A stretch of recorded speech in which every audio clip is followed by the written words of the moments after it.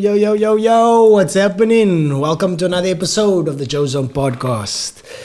Today I have with me the young guns of comedy, I've called them so far. I don't know if that name is suitable for you guys, but please welcome Callum, Hitchcock and Zachary, Easu. What's up? Am I pronouncing your surname right? Yeah, Easu. Yeah. Okay, A yeah. lot of like white people, it's normally like Easu, Easu. I become like Japanese to these guys, so. Okay, yeah. So like I said, you guys are the young guns of comedy because you guys started when did you guys start comedy? When did you start, Zach? My first time was in 2019. Okay, so that was pre-COVID. Yeah, I was like, it was in like May. And then I thought, okay, good shot. Because it was my first year at uni also. Yeah. And then I was like, okay, cool, good shot. 2020 is going to be the time. And then, wah. Wow.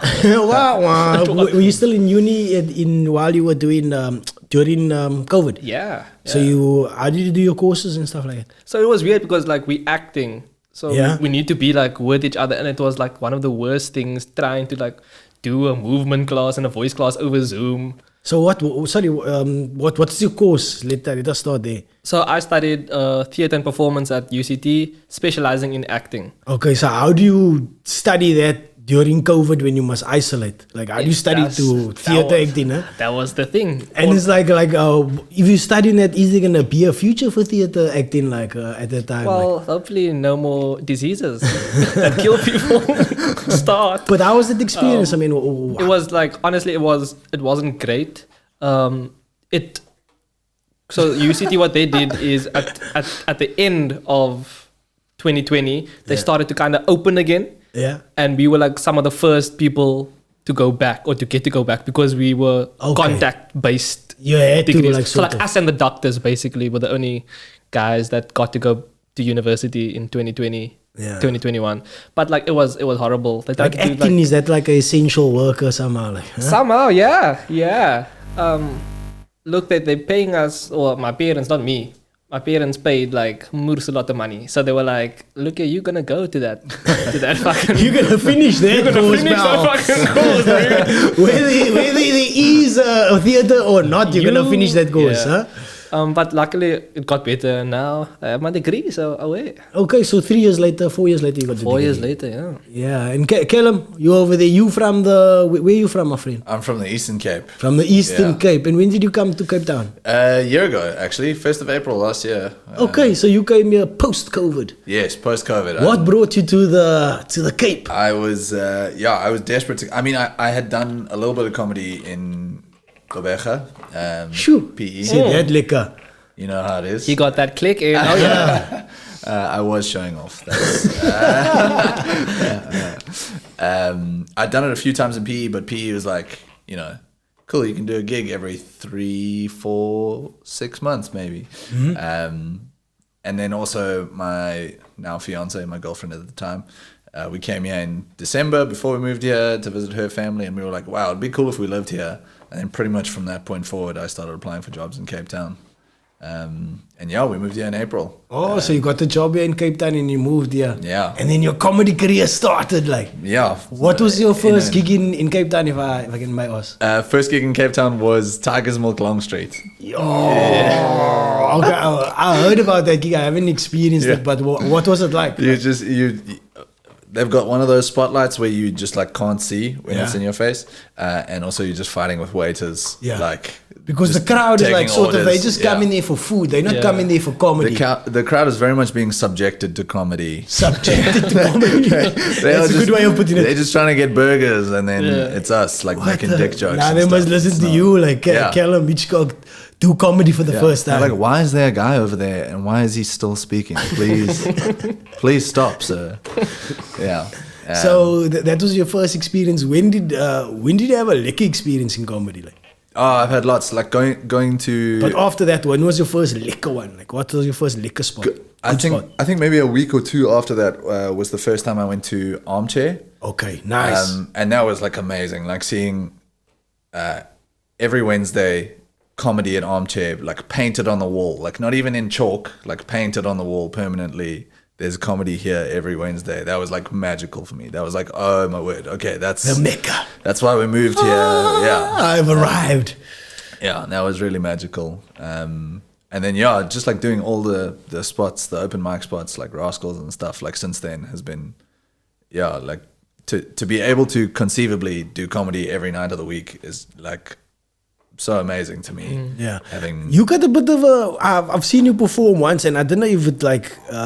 I enjoyed your set, by the way. I saw we performed together at You Dorp. were horrible, Callum. You suck. No, but he's got a little bit of a mean. You got a little bit of a mean streak, or am I mistaken? I don't think so. I think that was just because we were in in a mean Stanley. place. Yeah. Generally, I mean, I think my thing is like being likable. Generally, okay. I'm a lot more affable than I am when I'm in Stellenbosch. Okay. I went with the land reform jokes. I was like, I've made a mistake here. I'm going to go on the offensive. I haven't read The Room, as is my duty as a comedian. But sometimes it's good to push the envelope, don't you think? Yeah. Like try that sort of thing. Like I mean, as an artist, like recently in my day job or in my career, I'm a graphic designer, but I get to chat to other artists because they create like these real sculptures, and I just market these sculptures. But when you chat to them, and they like the thing is about I think every artist wants to do something like do something out of the ordinary. You know what I mean? Not do the mundane thing. And when you do why I liked your set was because you were doing something different. You know what I mean? Okay, so that people didn't enjoy it there. But me as a fellow artist, like, check out that shit. This is like amusing, amazing, like, you know what I mean? And I enjoyed your set. I thought the jokes was funny. I was like, these people just not getting it. You know what I mean? And like, to me, that was what was going down. I was like, this is a brilliant comedian doing a liquor set, and like, they're not getting it. And like me and you getting it because you're having fun, or I don't know if you did have fun, but I'm having fun watching you. And even the process of you dying and then like saying, I was quite surprised. Yeah, but you just went with it, like, and sometimes people will die and it'll be cringy. Yeah. But you died and you were like, whatever.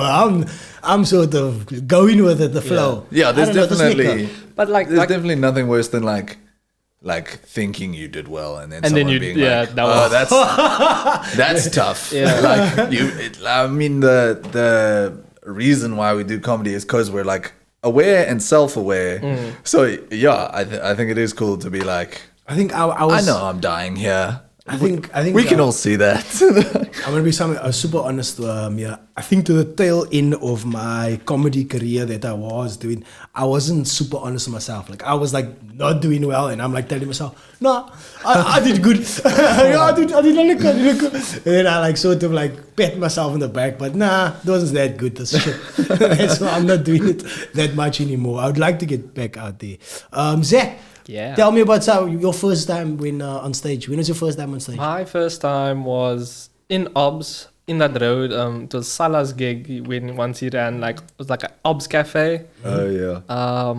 Very gratefully, I had like a lot of support. Like I had like friends, family come. So even if I did horribly, Friends and family. Yeah, man. Your first time. My first time. They were like they basically were the crowd. Nice. So you told everybody, listen here, I'm gonna do comedy for my first time. Come watch me. No. Okay. Tell me what happened. I posted the thing on my status, and it's like cool. And then I told like my immediate, like my close If friends. you post something on your status, that's telling everybody. Yeah, but I didn't be like, I wasn't like messaging them like, please come to my first time doing comedy. Like if they wanted to come, quite. Okay. You know? And then, the jokes I did, I guess they were okay. But I also don't know because like I said, all my friends and family were there. So they were going to laugh either way. But so I think that my first time wasn't completely cack.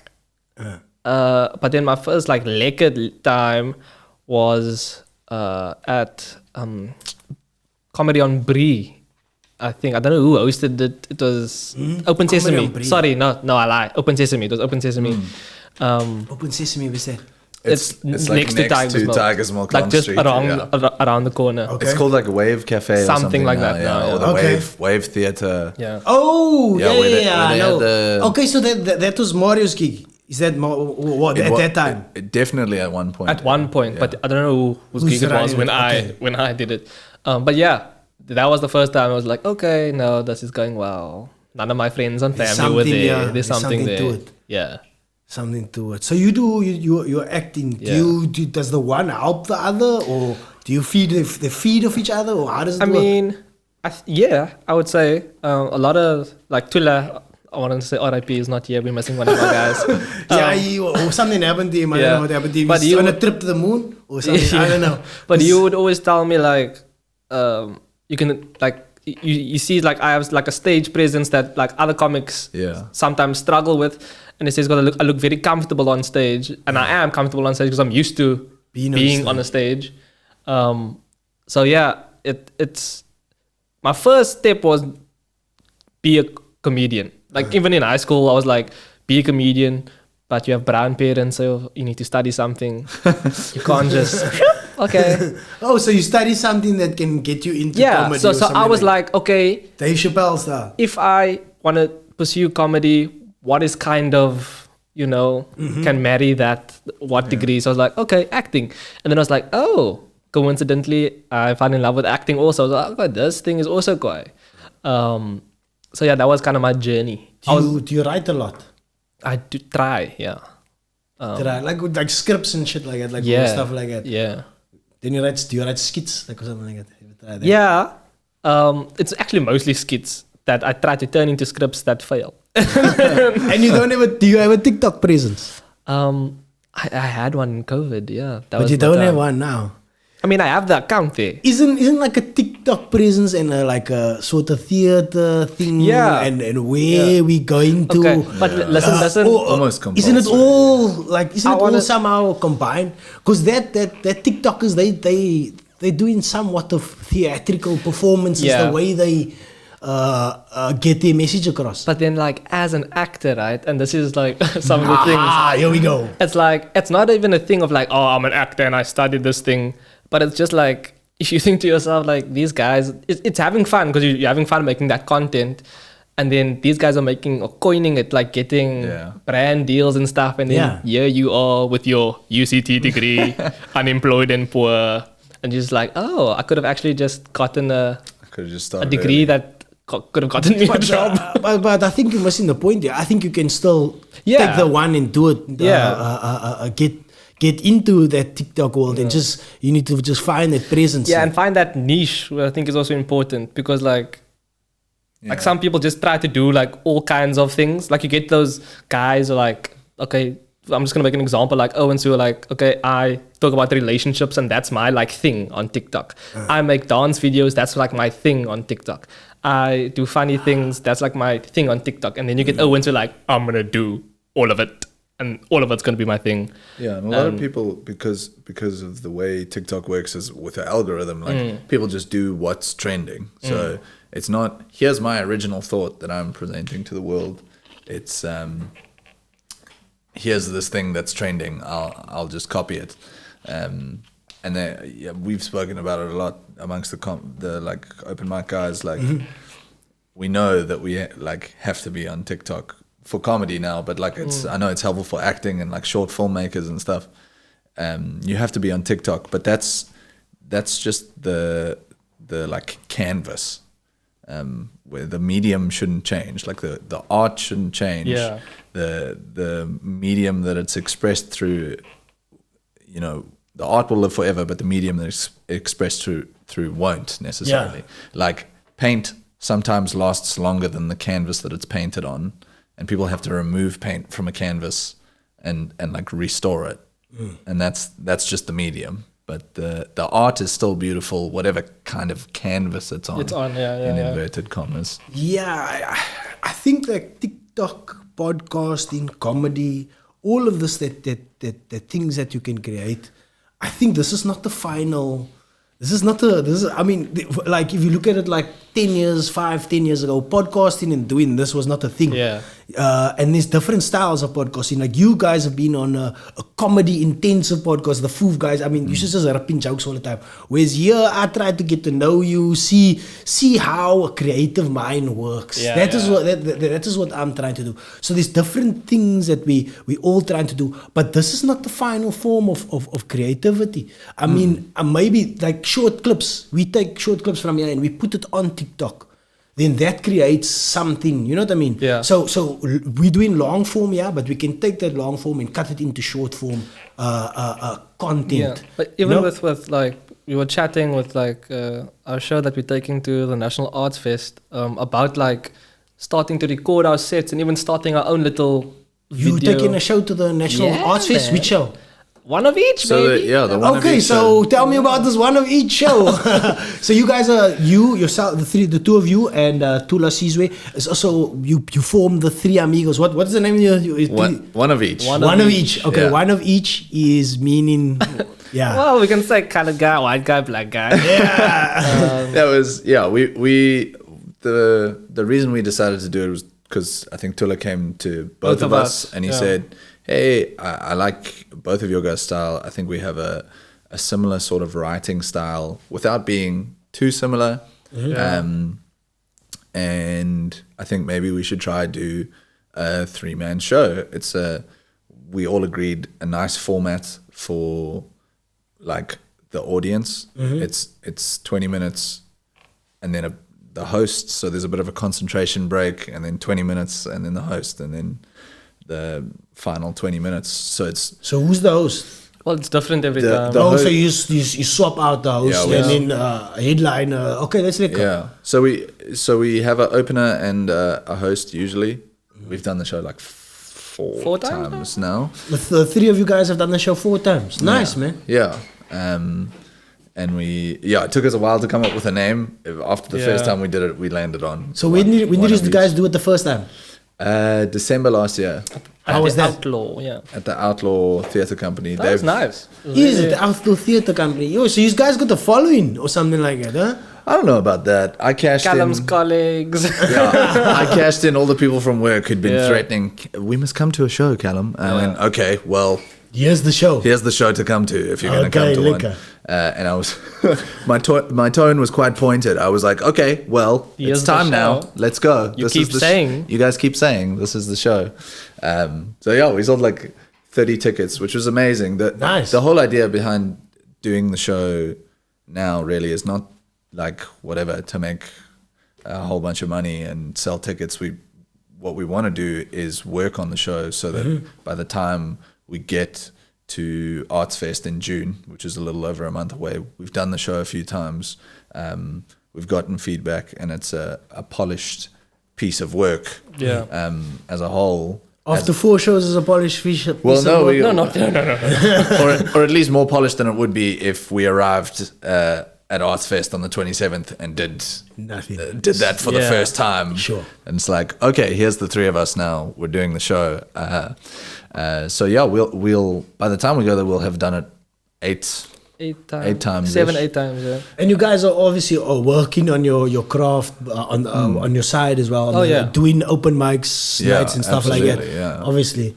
Yes, no, yeah, absolutely. But I know between the 3 of us, we've sort of all said, cool, it's time to ramp it up.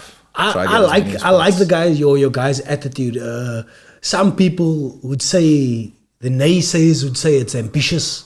What do you say to that, to people that would say, yeah, it's you guys are only like a year into comedy and you want to have a 1-man show or 3-man show? Like, Look, I think a lot of credit must go to Tula. Like he's someone who's like very like he's just like, let me try. Let me just ask people and see what, and most of the time he gets it right. Like You miss 100% of the shots you don't take. So I think with that in mind, it's just like, hey man, if you're gonna fail, like fail gloriously. Yeah, we respect the craft, and Yeah. like,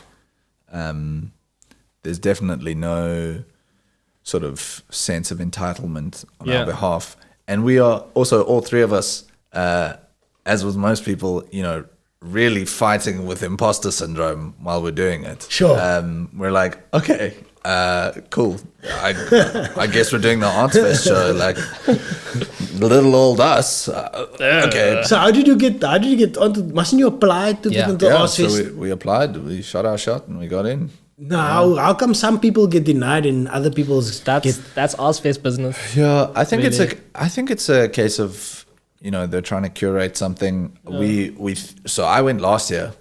Okay. And So they almost like maybe know that you've done something. Yeah. I think that may have had something to do with it. Sure. I think that helped, but every We year also sorry. they have like a little program that's like, will you help with this? Which is Yeah. like going to the high schools and stuff to mentor kids, and will you help with this? And we were like, yes, we'll do all of that. Just give us a show, please. So that may have counted in our favor. Yeah. We Yeah, and we I just shot think- our shot and applied. Just regarding like who they choose and stuff.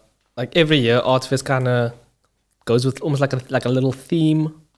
A theme. Yeah, where the shows kind of not necessarily to say all the shows are linked, but it's just like There's a bit of a golden. there's a bit of a thread, golden thread through So all what's of the it. theme for this year? I have no clue. Oh, okay. So Oh, no so clue. just going out there. think When it's is the like a Arts reveal Festival doll. in July? When? End of June, beginning of July. Yeah. End of June, beginning of July. 22nd of June to the 2nd of July, I Yeah. think. Yeah. Nice, man. It's gonna be an awesome experience. Yeah, for where, sure. like when you go out there. Have you been there before? I've been there with my school. I played saxophone at high school, and I went to there's the national schools jazz festival that happens at the festival, yeah. girls' school there. Yeah. So I've been at the fest like a few times. It's a So liquor you experience. into jazz? Well, yeah. Well, yes. I play a bit of piano too. Do you like jazz? You like jazz? You can play instruments. That's good, man. Yeah, man. You're quite a creative guy, like. And you would never try to. That one time, that one bra, remember in that competition, the Jive Comedy Festival, he like bring like his guitar, like tarang. And then, you know what? No, I'm not saying it's because of him that I never made it through. But I mean, how do you follow a bra on the guitar? Man? You know what I mean? He That's a got the tough guitar follow. and jokes, and I only got jokes. Like, so that was like, Yeah. it's a bit it's unfair, man. Huh? I don't think that's like my style of comedy. A saxophone, bro. Yeah. A saxophone and jokes. Hey guys, let me play this thing. You like- can- maybe Things you that can- shouldn't have saxophone solos on them. You Yeah. can just be like, Amazing Grace. Here's the saxophone solo. Yeah. So that bra, so you're from America, man. Everybody had selfies with him. Craig Robinson. Craig yeah. Robinson. Yeah. So did you see his Me show? included. I saw Oh, him, you were also one of them. I saw him do like 5 at Comedy on Cliff, but he was like literally just trying new shit off his phone. And he wasn't really. Now at this Mitchell's playing show, then he did that like. So Yeah. he was playing music, but then he was playing like the piano, but then you had to see his show. It was Yeah. very, very good because he get the whole crowd going. So like maybe he sing a song that you all know and he gets a crowd singing and then he changes it out, like swap something out with like, and then I lick the air, whatever. And then he smile like, whoa, and everybody's like, what's going on? And then that's the punchline sort of. Yeah. Like, so everybody's singing along to the song and then the punchline, he just swaps a word out or a line out for the punchline, which is quite good. I enjoyed him. What's his name? Craig Robinson. Craig Robinson. Craig yeah. Robinson, yeah. Yeah, he's on The Office. Was he on The Office? He was on The Office. He's Daryl on The Office. Yeah. He's Doug Judy on yeah. Brooklyn Nine. Doug Judy on Brooklyn The Nine-Nine, Pontiac yeah. Bandit, Yeah. So yeah, he was quite. Yeah. I think he was quite awesome. There is Yeah. he. There he Yeah, is. it was very cool. Shame he was very. Was he just telling off his phone, jokes off his phone? No piano or anything like that. No piano or anything. Actually, the mic like bugged out just before he was supposed to go on, and I was like, "Oh no, this is so embarrassing for South Africa." It's not my gig or anything, but I was like, he's gonna say they don't have working microphones in South Africa. I got like nervous for that. Nah, I think he's been to worse gigs. So I'm sure. Probably. I'm sure he's been to worse gigs. Worse things happen. I'm sure It's there. a lovely gig. out in. Like they in always Close talk Street. about. You want to say something, Nental? Yeah, so I saw him actually like an old, probably 90s skit of him. Is it? So he's an old comedian, dude.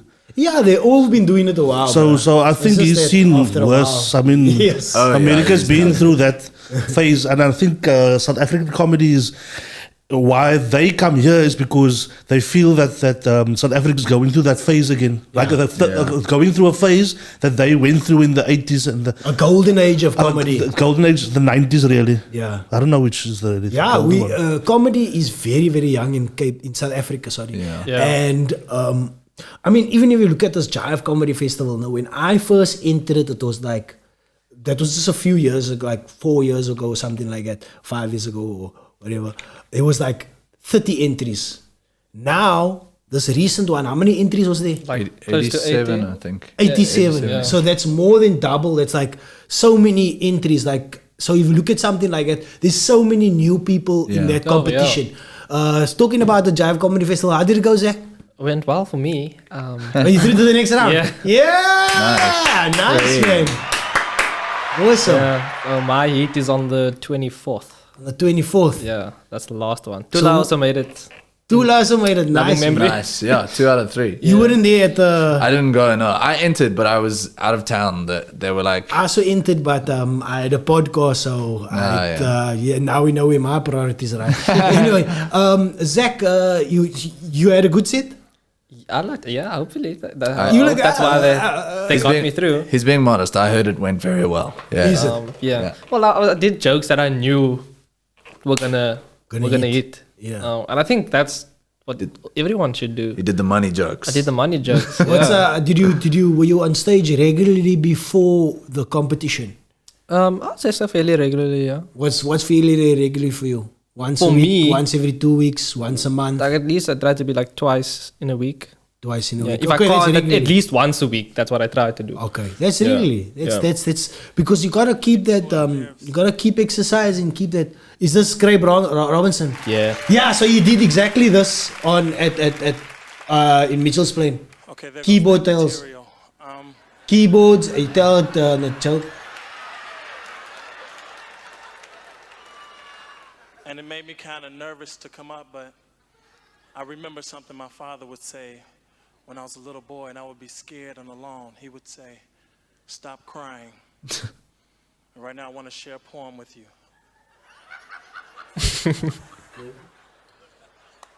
I call it Stop Crying. Stop crying right now. Before I give you something to cry about. Tale us So all this he's got like his comedy is different. Like it's not like not punchline heavy. It's like How does that compare to his new stuff? it's very much like that. It's like you tell a joke. That's his. Yeah. It's like singing, but it's like a joke, But or it's like I think He's got I a don't know. It's got a similar- different style. He's got a similar, he's definitely got a very unique style. He's got a similar like pacing to that. Like he's very like, Yeah. He's not like a super high energy guy. Yeah. Or at least not when he's speaking. Obviously, No, when he's he's not. singing, he's a little Yeah. high energy. But I think with guys like who play instruments, and I liken it to the guys like who are very good at accents.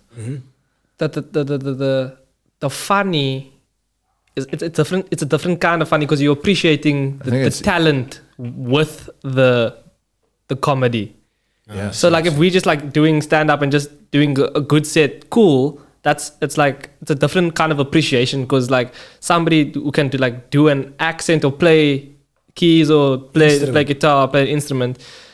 It's a different appreciation because you're appreciating the fact that this guy is actually doing this while doing comedy as well. I think it's a completely separate third skill. Like Yeah. comedy, music, Yeah. musical comedy. Like I think that's a separate third skill. At least Check if you're talking about accents now, made me think of Eddie Murphy, like, and how he could go from just telling a joke into like doing the accent, but that doing that accent would enhance that joke actually. Yeah. Like Yeah, going into yeah. that character would actually enhance that joke. Yeah. So yeah, I hear what you're saying. I what you're saying because when he does that accent, you feel more in that moment of. I don't know when he's there's he Yeah, so there's he's acting like a kid. You know what I mean? And I did this, fun fact, in grade 8.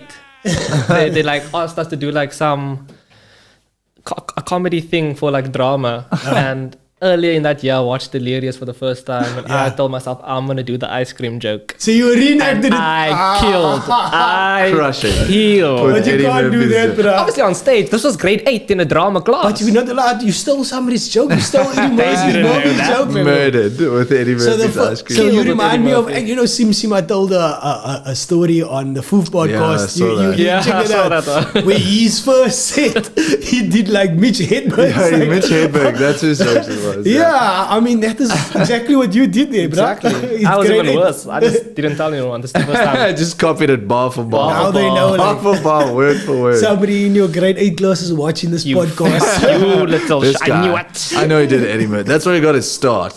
Doing Eddie Murphy's ice cream joke. How can you do it, bro? Yeah. So Eddie Murphy is the that was raw, no? Or was that hilarious? Delirious. I was That's delirious. hilarious. Okay, yeah. He's one of the greats. We were talking about goats today. Like, who's like your top? Who's the top goat? Like, and I mentioned Bill Burr. I like think he's Okay. like top, one of the top because I mean, Nantel posted something about him. Obviously, I thought about that statement, Nantel. When I was saying Bill Burr's one of the greats, and then I rethought it, and I first said like, nah, Dave is GOAT, but Bill is a close contender.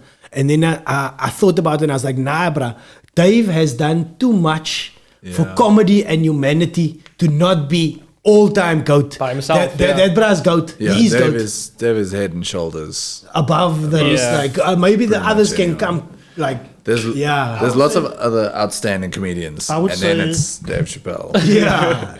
What do you want to say on that? So I would say, okay, where's the mic?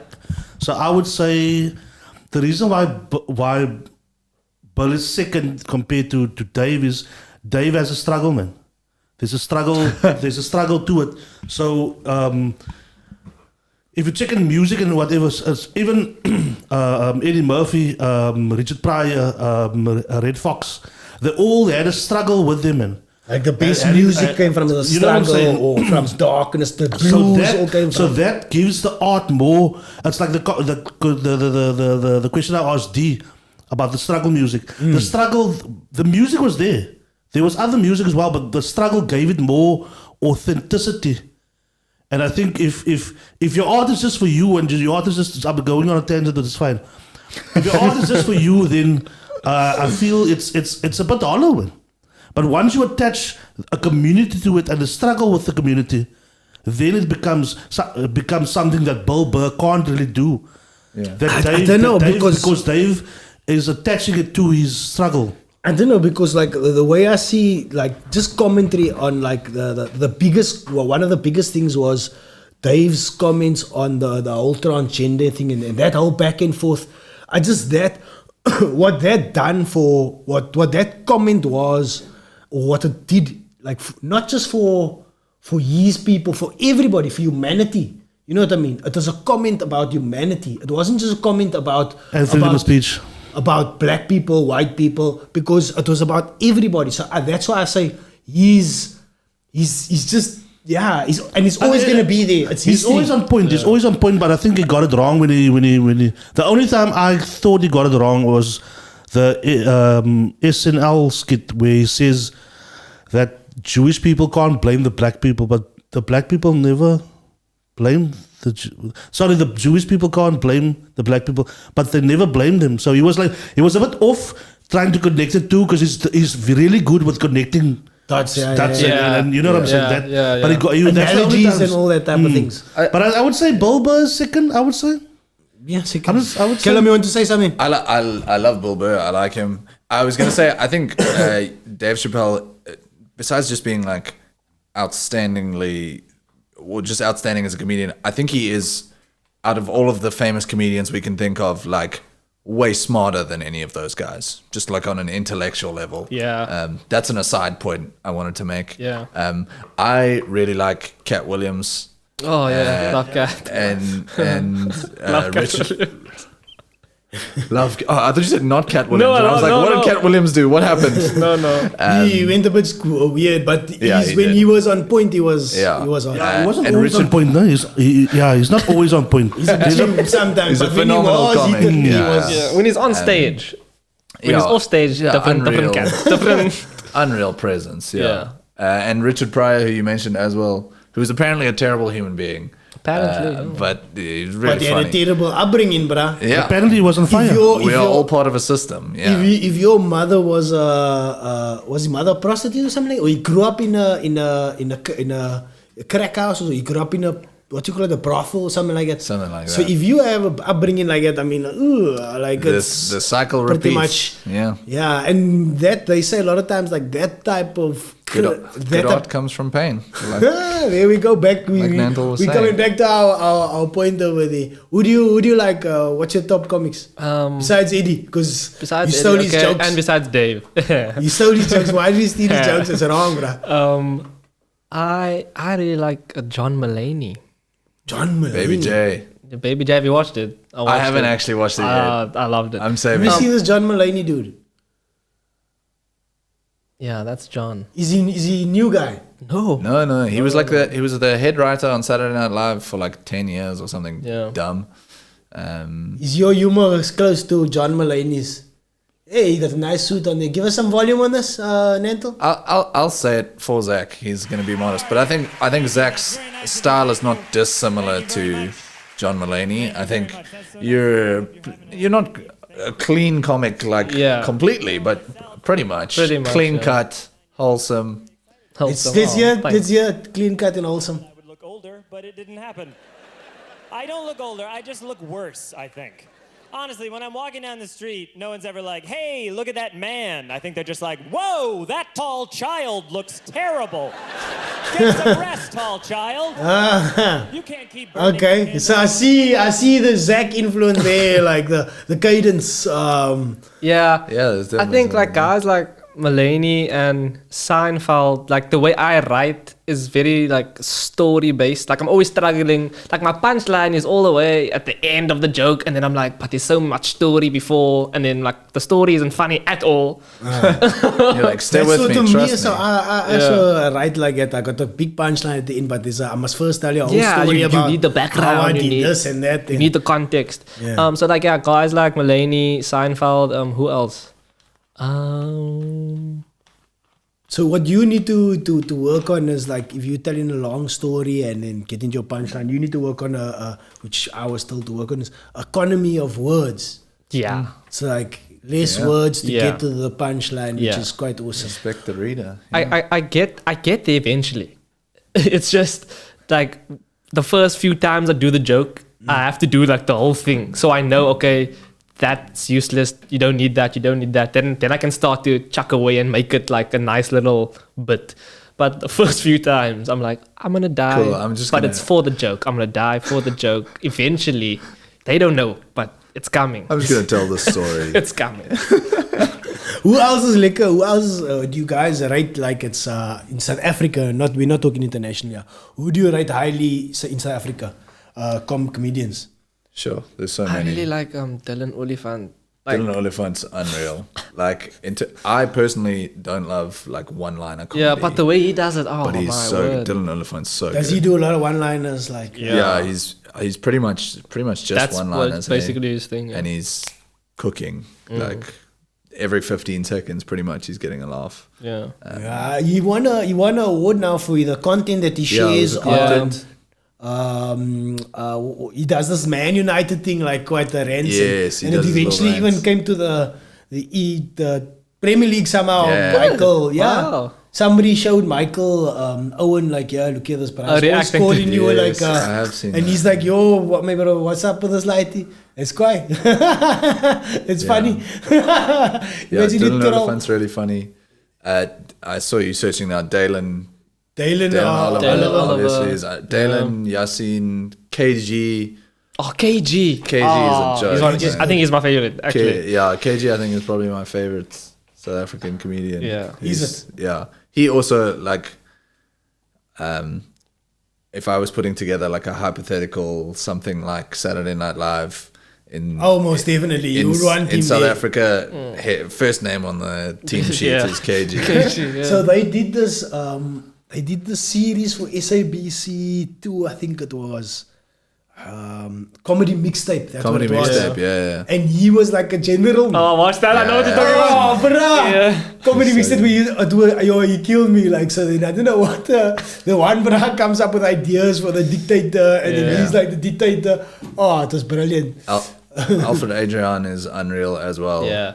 That's my favorite. He's He so funny. he sat in that chair over there, and I got to chat to him for 2 hours. That's like amazing guy, Oh, amazing person. Yo, that man takes the roof off a room. That's like lots of other comedians are very funny and they get laughs, but Alfred, like, people are crying and throwing up and like fainting. They are laughing. This man does not let you breathe. Like, For me, I think he is like currently pound for pound like number one. Like there is other I think there's a fair argument for that. Pound for pound, I think he's like number one. There is like the greats like the Mark Lotterins who's been here for Stuart Taylor's who've been here for ages. They obviously like on another level, I think, but if you look at like currently who's on the scene doing the thing, I think he's pound for pound like you're one of the funniest brass out there. Like. Obviously, also like Robbie Collins is Robbie Collins is and also just like a super nice guy. Like I think he's like very aware of the like sway he carries in the comedy community, and he's like super keen to sort of just like spread that positivity. Did he help you out somehow? You seem to be even like not even like he's just super like friendly. Like he never. Funnily enough, the gigs I was at where he was at, I wasn't performing. He was like, "Hey man, are you also a comic? Oh, cool. When are you on? Like, I'd like to see you perform sometime." Which is just like he knows that the guys are like clamoring for an interaction with him, and he's just being like super generous with his time and words, which I think is really cool. I think it's easy to be a dick if you're like famous and successful. I'd like to have him on the podcast, but I don't seem to get those interactions. Maybe I'm a dick. Like. Maybe I'm a dick because I get different interactions. I SMS the guy, but some guys and message the guy or WhatsApp the people. They don't worry. Whatever. They don't read my text. But I don't know. Maybe I'm a dick or something like that. What is this you're bringing up about with Trevor Noah? Trevor Noah's got the original series. This is a TV show where comedians tell each other jokes and each other jokes. Yeah, and like if you laugh, like that's a point against you. Okay. So if I tell you a joke now and then you laugh, that's a point for you. But then I get a point. So they bring in the series to South Africa. Amazon Prime, I think, is doing it. But there's going to be South African comedians doing that, obviously. Yeah. That's quite. It says something else. For I mean, this guy is the I think so. sweetheart of American.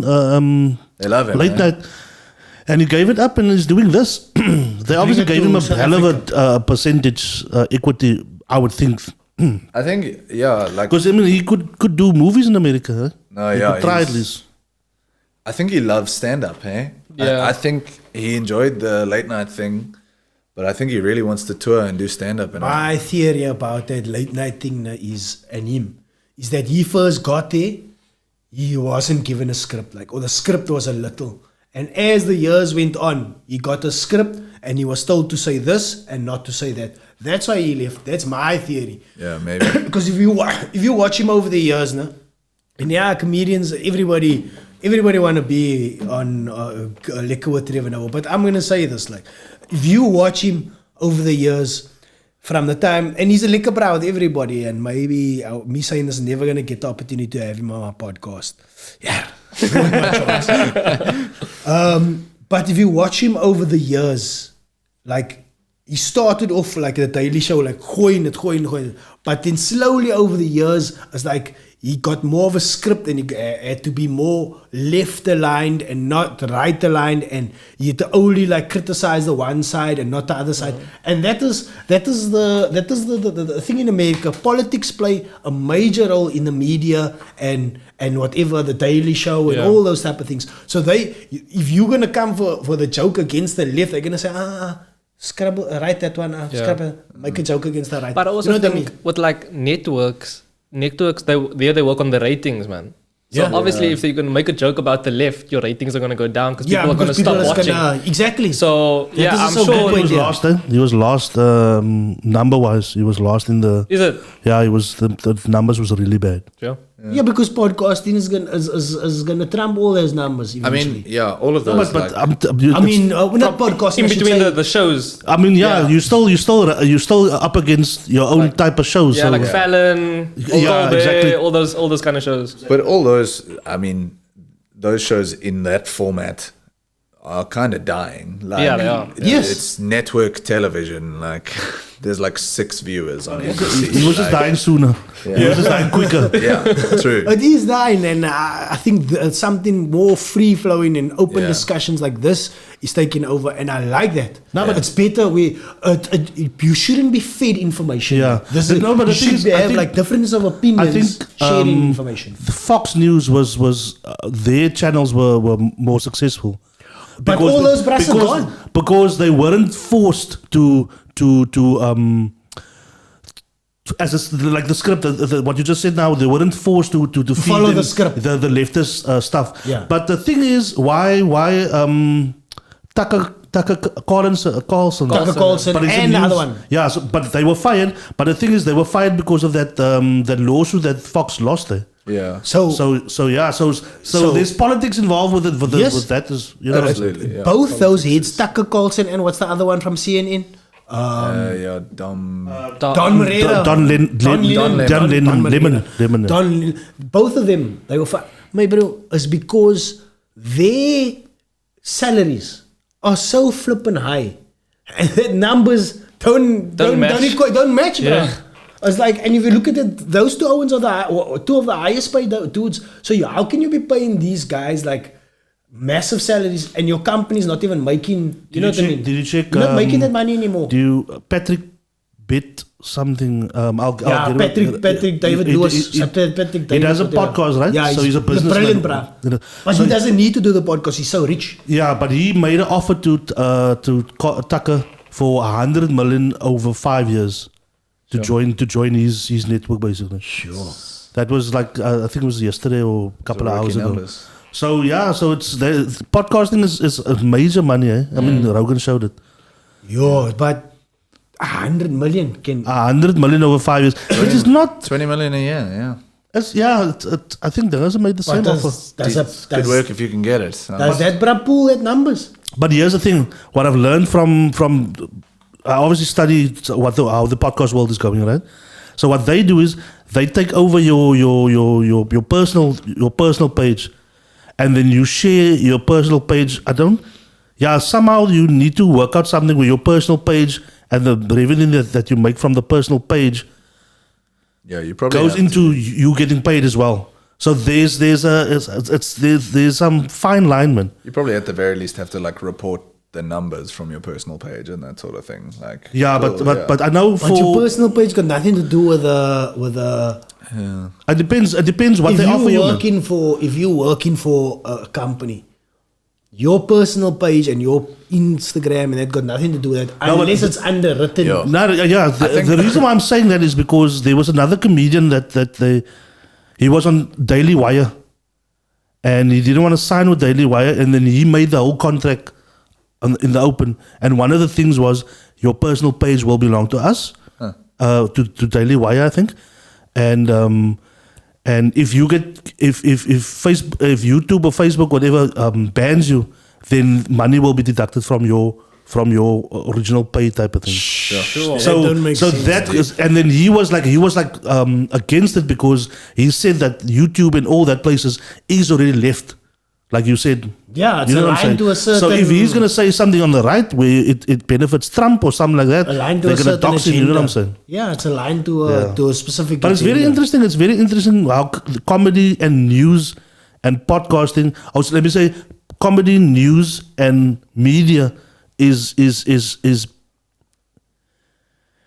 guiding the way forward. That's why I say this is not the final form of what we're doing here. This podcasting, whatever we're doing, this TikToks, whatever. It's not the final form. It's gonna amalgamate. And if you look at back in the day, right now. So what was the first form of this type of thing? Wasn't it the court jester or the brat talking there in the town caller or something like that? There was always somebody trying to do something, and then the town jester, you would maybe mock the ideas of a stupid king, chopping off everybody's head. So then people look at that and be like, look at that, that's stupid. Let's try to change certain things. Maybe then in comedy, people bring up certain later on. People, what's that guy's name? As the 60s go on, they push the agenda to think differently. So throughout time, there's always somebody trying to point or shine the light on, yo, that's a ridiculous idea, man. Yeah. Have a look at the ridiculous idea. Let's change that. And if we do it in a funny way, people tend to listen. Yeah. If we do it in an educational manner, people tend to listen. People want to be uplifted. People don't want to, people don't want blind eyes. And the mainstream media, they were supposed to be telling, if you look at it back in the day, when we used to watch the news, it used to be just factual.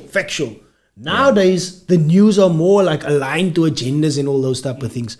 That's when it becomes people can sniff that bullshit. They're like, wait, you're trying to feed me a bunch of it's nonsense here. polarized. Yeah, let me rather go to a comedy show and laugh at the stupid ideas that you are trying to present to me.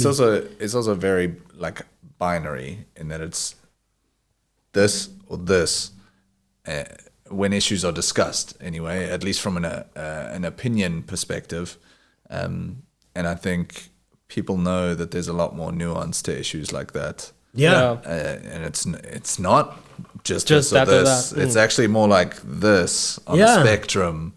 It's not just white and black. It's Yeah. grey. There's grey as well. There's grey areas for everybody. You bring it up. So Conrad Koch, he's a comedian that does it well. That comments on political comedy. So I would within South say Africa. him and Trevor is number one when it comes to the politics and how they. I actually saw him work out his some new material at G Spot in the Secret Place. Dude, I was thoroughly impressed. I don't go to a lot of comedy shows, but I was impressed because one of the premise that how we set it up and everything was fucking brilliant, dude. And the premise, what he said was what I got out of it was you can't be a good guy unless you can't consider that you might be a bad guy. Does it make sense? Absolutely. Anyone who, and it's the same thing with politics. Anyone who thinks that they should be a politician probably shouldn't be a politician. Those are not good people. Why is that? People who think, oh, you know what? You know who should have the power? Me. I should be telling everyone what to do. Egotistical type of. Yeah, that's generally not a good.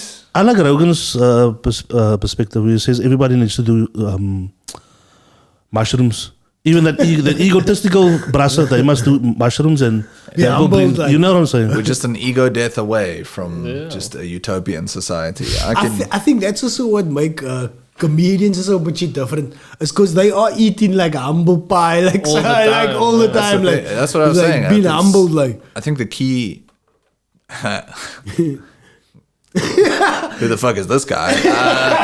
Give us your point of view. But This is an open platform. I think your the point of view is- fundamental thing that underpins good stand-up comedy is self-awareness. I think that's the most important. I don't think you can be a comic if you're not self-aware. Yeah. Or any artist really, if you think about it, no? Yeah. Or a good Like a comic. DJ That's- you have to be. You have 100%. to. You have to Can't be hold a up the good mirror. comic. We have comics who aren't self-aware. To be a good comic, you need to be self-aware. Yeah. Yeah. I think.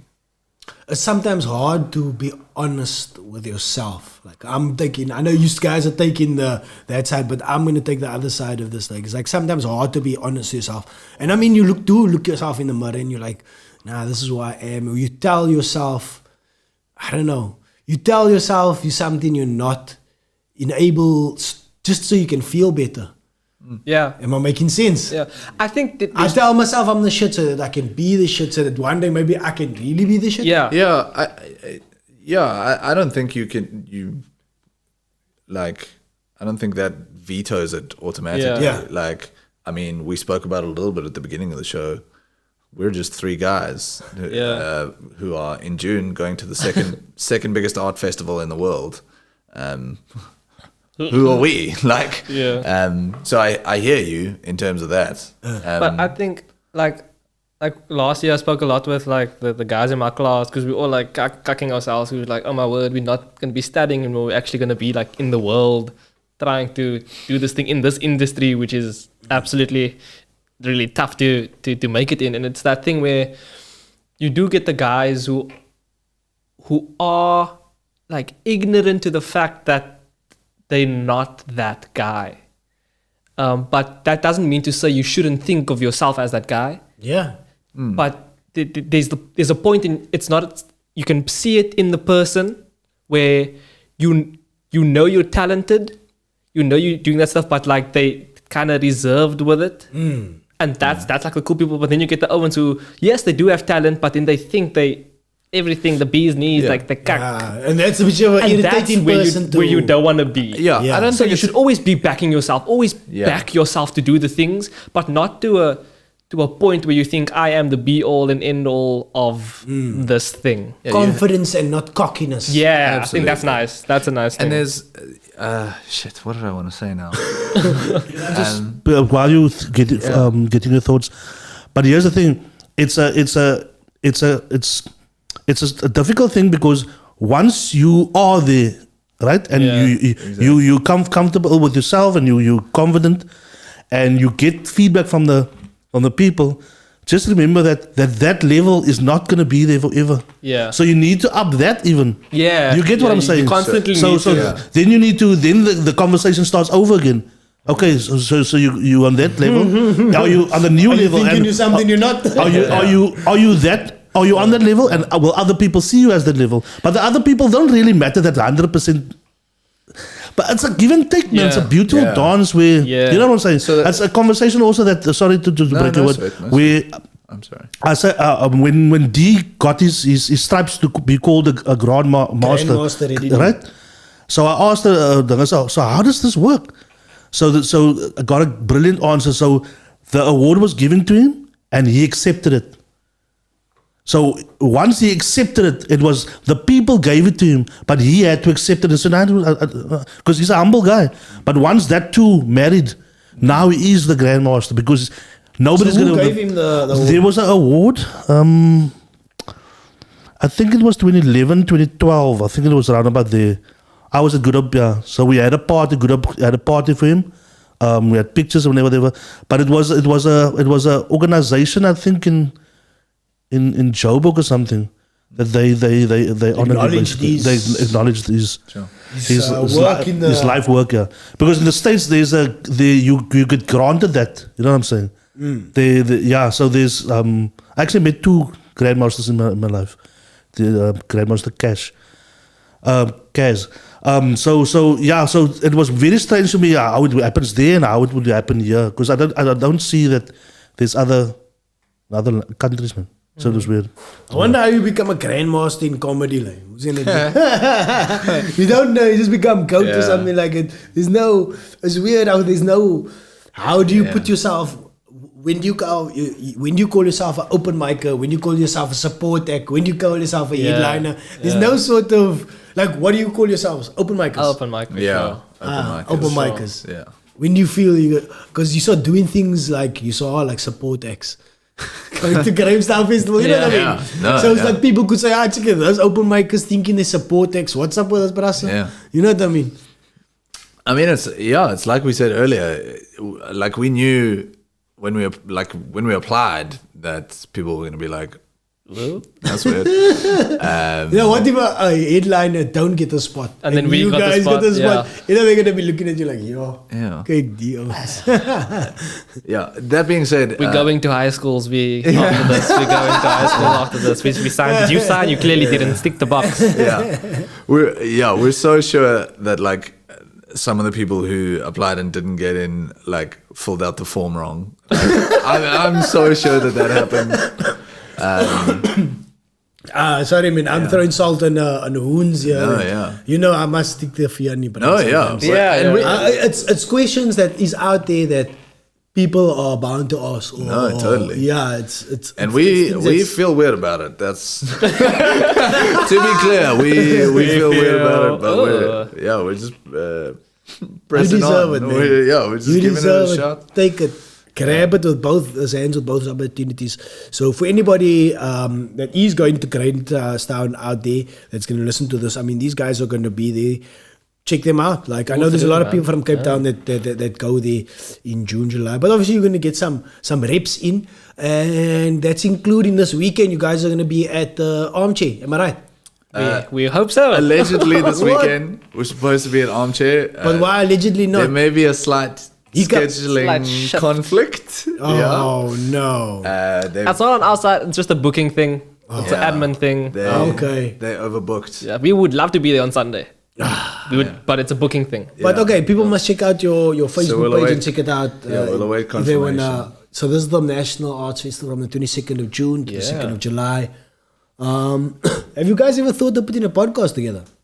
Or something like We that? have a little bit. Yeah, as three comedians. As we wanted, like, we were talking about like that TikTok thing and like the clips and stuff. It's also like very good like a promotional space. Like even if podcasting isn't your main goal, just to like promote like the comedy, and like doing little clips, in like a podcast like format, and just like chatting about things and even like recording our sets and clipping that up a bit and putting it on TikTok, I think would be a fun thing to do, like before Fest and even after that. So yeah, it's something we've been thinking of, and hopefully soon we'll do it. Do you try to ever get in a series or something like that? Oh yeah, bro, auditions all the time. Is it? Weren't you in Blood and Water or anything like that? No. Is it? Haven't gotten the tapes, but Blood in Water, if you're seeing this.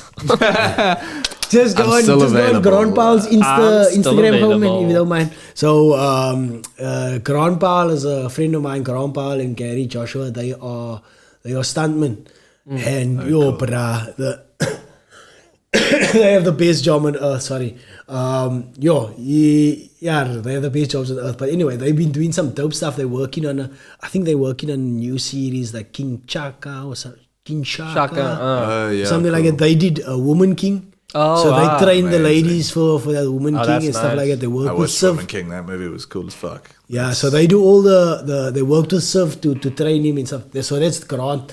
Just show us that this first clip over the year, that one, yeah.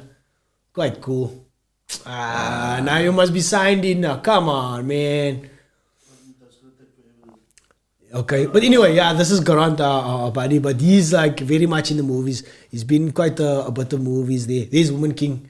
Very cool. Yeah, and he's been in other movies like either as Stunt ensemble. Wow. That's yeah, very cool. I think they got nominated or something like that. That's They won or insane. something That's like that. very cool. Yeah, they were on Resident Evil, so I'm familiar with all the series. That's why I asked you about the series. Or you ever get like Haven't gotten the parts yet. Going to the auditions. Rob Van Vuren was on Resident Evil as well. Yeah. was he on there? Yeah. What is he? He gets punched by a lady. And that other one that Rob Van Vuren was in. So what's it? The one with It's a South African show. Yeah. Louis Ludik. Ludik. no Ludik. I'm talking about the girl Queen. What's her name? Queen Sono. Queen Sona. Yeah. Now that one. Yes, so did he train Queen? He cool. trained. What's her name? Pearl Tusi. Pearl Tusi, they trained Pearl Tusi. And Gary, my coach, head coach, he's like, he fights. He does a fight scene with her. Like, wild. yeah, so they do quite cool fight scenes and That's in the very movies. cool, yeah. There was a movie with Jared Geduld. I don't know if you checked it out. It was, what is that movie? It's like almost like a action-packed movie, but it's a Callum is the the first lead, Callum action hero. Jared geduld. So they train him for that or so. And then he actually fights like in I think the main villain of that is remember Ralph van Vieren had Corné and Twaki. Corneille and Twaki. Yeah. So he's Twaki and Corneille. No, it's the other guy, Rob, Low Fenter. Low Fenter. But Low Fenter is jacked now. He's like muscular and like he shaved his head so he look like a totally different bro. But he's like a bad guy. But I've seen in him some other stuff as well. Like anyway, yeah, Low Fenter's wife I used to work with before, but just it's like I like the series. I like watching them and I'm like, oh, I wish that was my fucking girl. Yeah, You know what I mean? see I people supposed to be doing something there on the sets or something like that. That's why I get so enthusiastic about your future career that man. I see that you can get into. It's I think the Cape Town film industry is quite in a healthy place now. Yeah, it's in a good don't you think? space. I think like with Netflix especially, and basically all the streaming things. So it's really cheap to come shoot here Yeah. for like networks and shows and stuff. So they come through here, which is great because they need actors. So just like keep them coming, and I think it's growing and growing. And now with Netflix like putting out South African shows and African shows, like specifically not related to whatever they're doing in the States, it's also giving a lot of opportunities. Like with Blood and Water, like I'm probably never gonna get on Blood and Water now. It's a good it's a good show that like broadcasts like a different kind of acting in South Africa. Because if you watch like a lot of like South African shows trying to emulate like the American shows in like the style they act in, that's not us. Like that's why KykNet does so well. It's because it does like Afrikaans things in their way. They don't try to emulate or Afrikaans theatre and cinema. Yeah. And that stuff's popping off. That's why it does well. So Blood and Water season, what's the latest season? 3? Season 3. Yeah. Season 1. Yeah, the bad guy in there is actually my coach. Yeah. Like, and he's a black belt, so you talking shit about his acting. And he watches this now. So he's gonna come. What are you joking? If I get you on set one day, my bro, this is not a personal attack on you.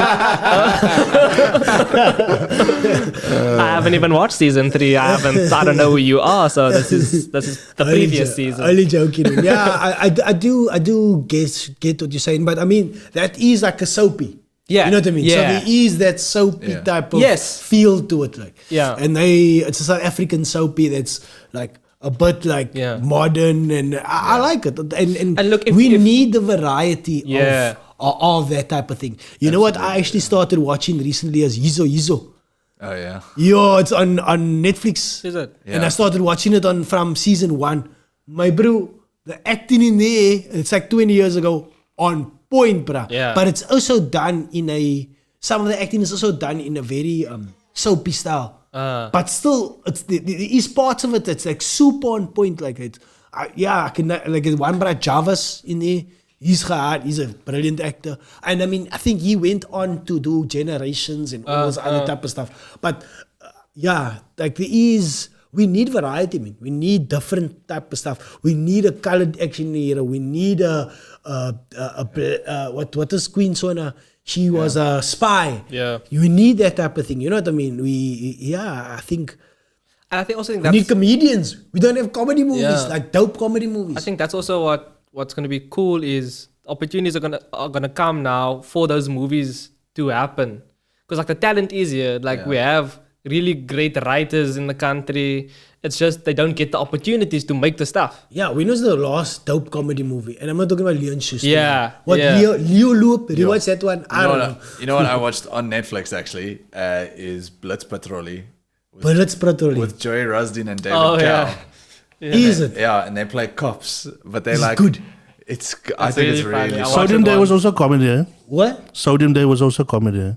A lot of people see it just as comedy because they laugh. I've never seen Sodium Day, but I like I've Sodium. heard I about like it. Sodium, but it wasn't comedy, man. This Indian is heavy, bruh. Yeah, no, the message in there is heavy, but a lot of people saw the one bra comedy in and it. The one bra is comedy in it, comedian, yeah, and yeah. they only saw it as a comedy. No, the Wambra is but he is the comedic relief in that program. Because you gotta have somebody that's That breaks guy. that tension and Yeah. stuff. Yeah, Like you that, need- And he's that sort of, but the other people are very serious in there. I like that also. I was thinking of another South African comedy, Material.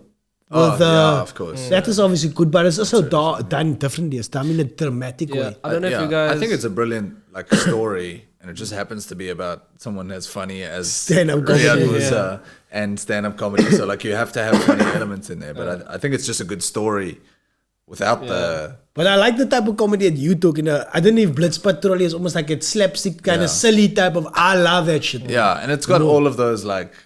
It's got like Chris Forrest, David Cow, Joey Rasdin, like Mel Miller. Okay.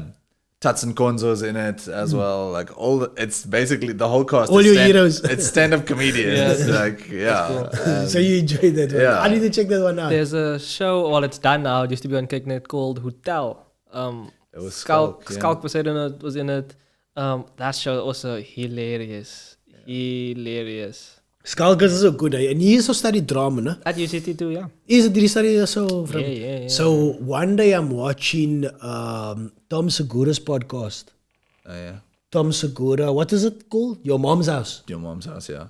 And he starts talking about his time in South Africa. So he was here a long time ago. I can't remember.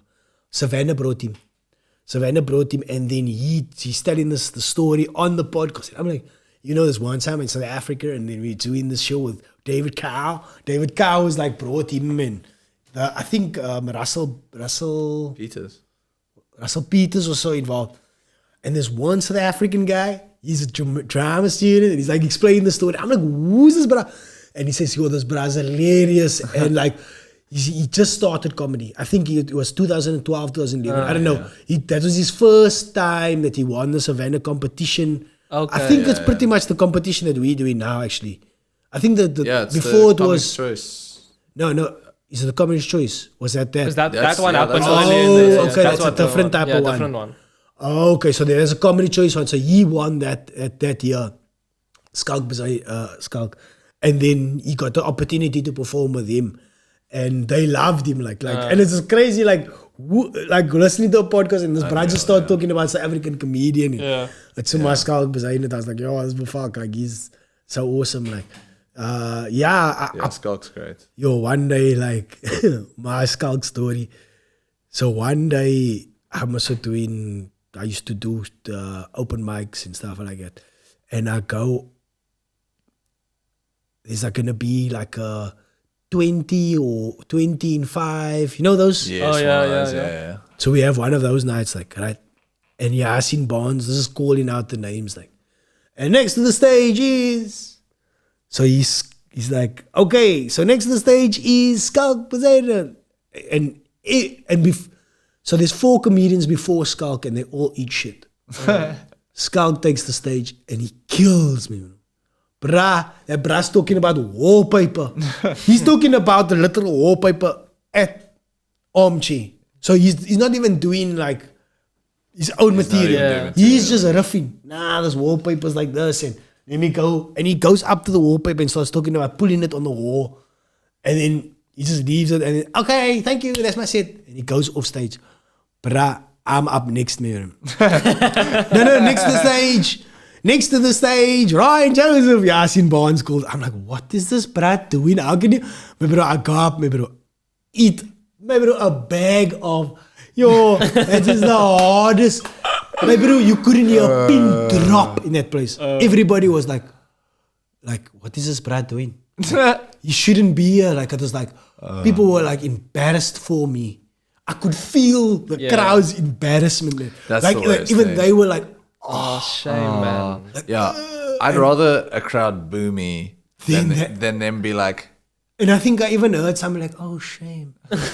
He's dying. Yeah. Like, oh, shame. if people are like, good try, then it's Nah. like, no. No, But tell me I I'm a heard, me rather. oh, shame. That must hurt. And then I got off stage like at 3-minute mark. Man. They didn't even flash me. 3 minutes where I was like, I get off stage. Skalk gets back on stage. and finishes my set for me, bruh. Basically talks again about wallpaper. And he's talking about wooden flooring and the brass killing the people. It's like, ah! It's like the funniest shit they ever heard in their life. Wallpaper. Anyway, that was a baptism of fire. I'll never forget it. It was beautiful that Yasin Barnes did that to me. So I can learn, man.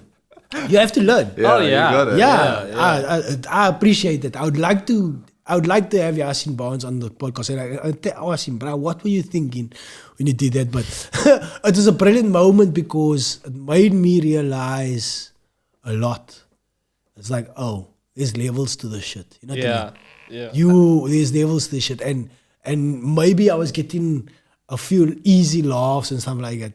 You have to work for that shit. Like, I don't know. It's almost I like almost like dying.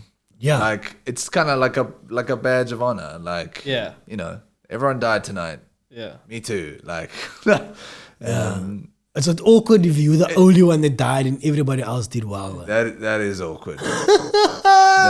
Then you have to be like, oh no. Then you have to really go be introspective about things. Yeah. And people are like, great set, and you're like, okay, Nah, maybe not. we saw that. You don't need a. But that's the time that you go be introspective, and that's the time that you come back better. Like, don't you think? Yeah. I mean, Yeah, that's absolutely. the times that you ate shit is the times that you went back and went to go right harder than you ever did before. Absolutely. Like, Yeah.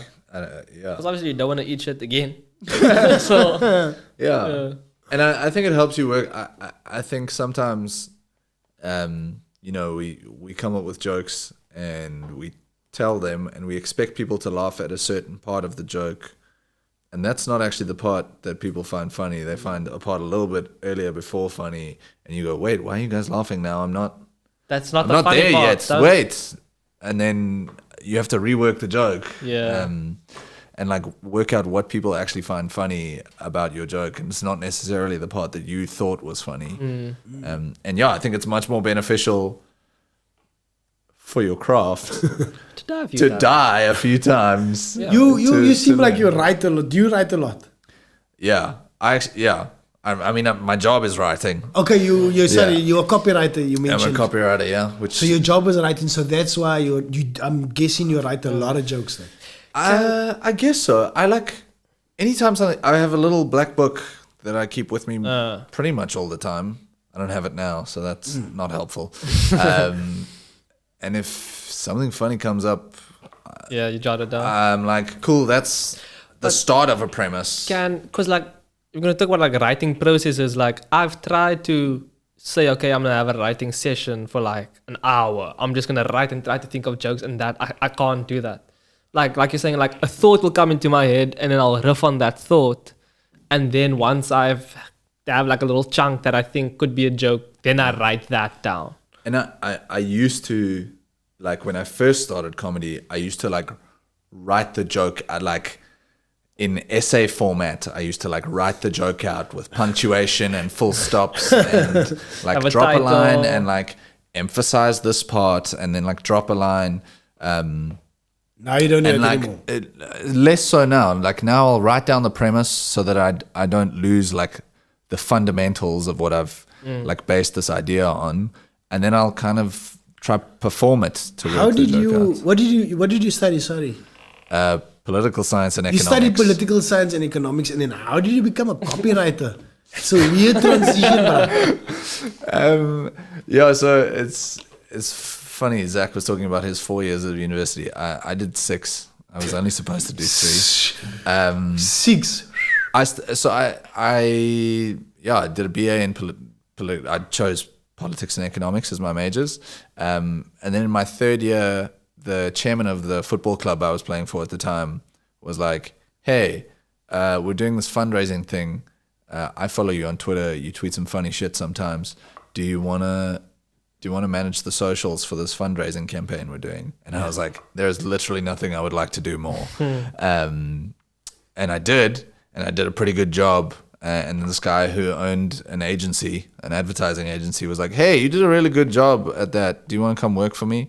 And this was in the middle of my first 3rd year. And I was like, this is why people study, to get a job. So yeah, I'm going to take the job. And then I did my third year 3 more times while working and studying. Okay. But yeah, I always had like an interest in like communication and social media, shit like that. But obviously working for you work for ad agency. I used to work for an ad agency. I work for a e-commerce company now. I'm like the in-house copywriter. I'm part of the in-house team, yeah. Okay, cool. Yeah. But that is, I'm a graphic designer, so I work quite closely with copywriters. It's pretty far off from political science, so that's why you want to maybe get back into comedies. You're way back into political science. I guess so. You got any political commentary you wanna? I do a little bit of political commentary, I guess. So when I first started, like my instinct was to write about like political stuff, but I think coming from like a political science background, where I didn't really study that well. Like I did okay at university. I was a solid C student. Like I don't think I like understand it well enough to like distill it in a way that's accessible for people. For everybody. Yeah. You know, you're saying that as like recently there was a strike, this EFF strike. So somehow, and I was working on writing this joke down. It's like my kids, like I have a 7-year-old and a 6-year-old, 8-year-old and a 7-year-old, sorry. And they like want to do, somehow they found out about the strike. Oh, people must work from, mustn't go to school or something like that. But they found out about, so they were like, strike, like what's up with us? So I was like, nah, you see this EFF guys, they like, causing nonsense, so they're making it, and I couldn't explain it. How do you explain strike to them? Because now, if I explain to them, they like, because I say, sometimes these people, they don't want to work. I didn't explain it properly to them. Sometimes the people don't want to work, so they like, oh, so we can also do that. We can strike school. Exactly. I'm like, whoa, I'm giving you the wrong information here. That's not how this works. Yeah. I totally messed that up. Like, but I don't know. I tried to make that into a joke or tried to explain that my kids are getting if you don't explain something properly to somebody, it can go horribly wrong. Yeah, I especially striking. I think it's like an Einstein quote, or it might be like one of those like made up internet quotes. And then they just put like Albert Einstein's face there. But it's they say if you can't explain something in a way that a 5-year-old understands it, then you don't understand that thing. Really. So I don't understand striking myself. I do understand striking, but I don't know how to explain striking the way the EFF does it. Like, yeah, and I think that's the like skill of the EFF. Guys. I agree. Muddying the waters, just confusion. The skill of guys who write shows like when Loyiso Gola was doing late night news and the writing team on there. There's a guy called I think it's Kamil Saloji, who was the head writer on that, and that show got nominated for an Emmy. I don't know if you guys remember. Right. And I think they won 2 Emmys for like best international comedy content or something unreal. And he's not a comedian, doesn't do comedy. He just writes. He's got a PhD in political science from Wits. Okay. So he obviously understands how to distill those things in a way. In an easy way that to form. That a 5-year-old could understand it. And that then obviously he's with Loyiso Gola and whoever else was on that team. I think Loyiso Madinga, I think maybe guys like David Kabuka were involved as well. They just make it funny. Like, and I think that's a real skill, which I do some political jokes, but like, yeah, I think that you're right. It is a real skill because, like, I mean, we were talking about economy of words or so. It's like taking a whole lot of information, condensing it, giving it to somebody. Comedy is a way of doing that. It's just that, I felt that when I first started doing this podcasting, I struggled to articulate myself, and I still do. But throughout the years of doing it, I'm getting better and better at it. Like. I did this one roast competition back in the days. The Foof guys used to have a roast competition. Yeah, we've heard stories. Bro, that was the bomb that time. The good old days of Nomad. Anyway, so at that time I did it, but I was so shit at it because I was saying so many words, and then one of the judges was like he ripped me to pieces and was like, yeah, Ryan has a brilliant way of articulating himself, and the whole audience like laughed, like pointed and laughed, and I almost like never forget this moment, like the way he said it like was like such a condescending way at me, and the way the audience laughed at me was like, oh, that is so painful. And yeah, one day, I think that's one of the reasons why I continue to maybe do this podcast. It's because maybe deep down, I want to get back at Mark and keep it going. I was never ready. It's because maybe one day I want to get back at Mark for mocking me on that stage. I was never ready for the music in my ear. Thanks for that. Anyway, I think we covered quite a bit tonight. I left you with a sad story there. Yeah, man. We covered quite a bit of time. We almost did 2 hours here tonight. Sure. So you guys got a comedy show coming up? Yeah, so we'll definitely have a few coming up. We're doing one on the 18th of May at a new hotel. We're doing one of each. At a new hotel as well? Yes. Yeah. When is it? 18th of May? 18th of May. A new hotel is a nice venue. Lovely venue. Yeah. Very nice. So who organizes the... Jam runs that. Okay, Jam organizes the new hotel. Nice, man. I would like to have got Jam on the podcast, but he's apparently a busy guy. That man. There's always Gigging. Flat out. gigging, doing whatever. Yeah. And then 30th of May, provisionally, we'll have another one. Look out for our socials. Yeah. Unconfirmed yet. And then hopefully one or two more in June before we leave. So everyone watching this has a chance to watch There's so many shows one of each that we're gonna do before we go to head out. Arts Fest. Yeah. Yeah, awesome. And so people out there must also support you guys, because I mean, you guys are doing dope things. I just look so from a distance, and I saw your set. I really enjoyed like what you just what you were trying. Thanks, man. Maybe it was not to the audience's liking, but I enjoyed it. And I mean, that's what art is supposed to do. For me, it's boring seeing the same old cookie cutter shit. Like, I like it when people try something like a land reform in Stellenbosch. I love it. And Zach, I know you're gonna book a movie soon. Thanks, Huh? Yeah, You're gonna man. be the leading actor in some comedy. Probably Do not Blood that and thing. Water, but Probably not blood and water, Make your own thing, but man. maybe something else. Make your own thing. I thought to myself, I tried to get it going. I want to make my own action movie, right? It's an action comedy, like, right? It's called John Wick. Like. So this brasa, they must kidnap my dog, and then I must like fight. And but I know a bitchy fighting, so, and I know a bitchy jiu-jitsu, so then I must like fight and get my dog back. Like. So you got somebody that can write that script for me. Sure, John Wick. Got it. John Wick, yeah. John Wick, yeah. Yeah, not John Wick. Yeah. John the weak one, like, and then obviously I must fight my way back, like. I'll fire up the old ChatGPT when I get home. Fire up the I'll and have then it for you in the morning. the in villain is Ngosa. He must be like have that, that thing around his head. John Wick, we finally meet. I think Ngosa would make a fantastic He would make a villain. fantastic He villain. make the best, and he must make his hair blue like he did the last time. Like, and I'm gonna kick his ass. That's amazing. Because me and him actually we're gonna fight one day. Have you heard about that? Like, No. I think we need a comedy battle royale. now we've got serious beef, me and Ngosa. Didn't you know this? No. One day we're 100%. gonna, I would we're gonna love to bash watch each that. other. So what happened was like he tried to take my back before. Yeah, he's super. You know what?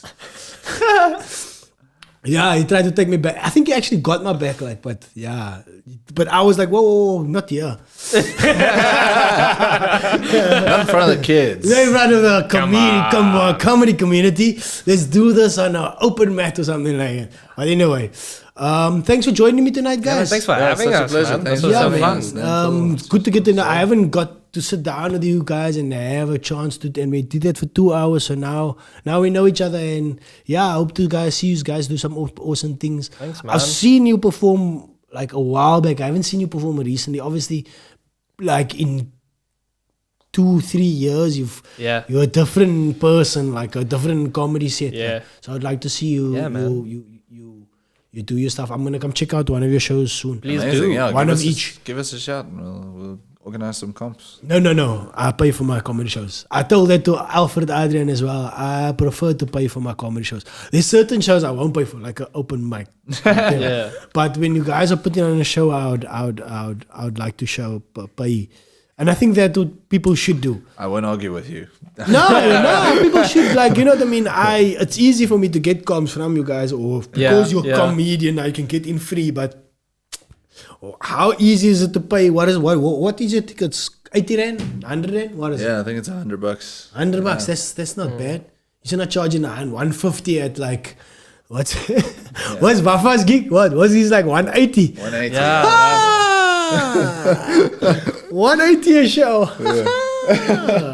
Nah, but Bafa, you got people paying. He's got them paying, yeah. So that's dope, man. Fafa's got a good product. Yeah. Yeah, man. So thank you for joining me. Thanks for Please having like, share, subscribe to everybody all out those there things. that's made it throughout Smash that like button. Smash that like button. Like. Peace. We out. Peace out. Thanks Thank so you. much.